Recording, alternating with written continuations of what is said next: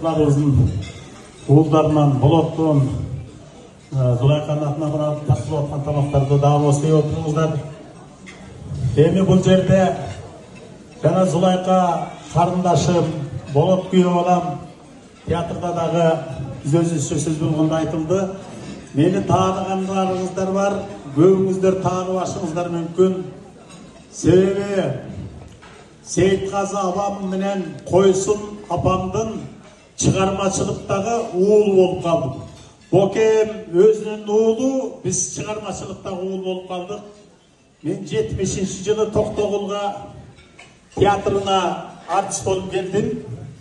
Ошондо Сейитказы апам менен Койсун апаны ошондон баштап көрдүм. Кийин менин маңдайыма Токтогулдун маданият бөлүмүн 18 жыл бою башкарышка туура келди.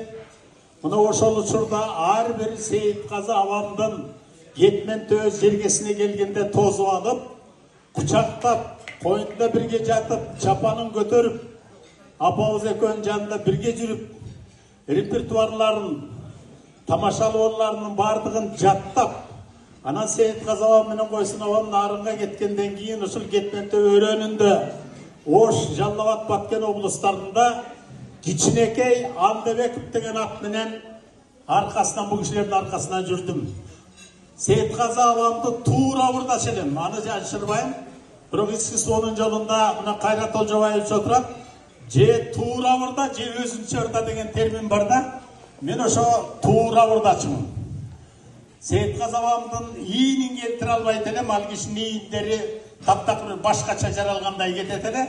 Ушу бийлеген жеринен окшоштура албайм, калган жагынан айтышта дагы байбичем экөөбүз айтыш урдап жүрдүк. Анан да бир нерсени бока айта кетейин.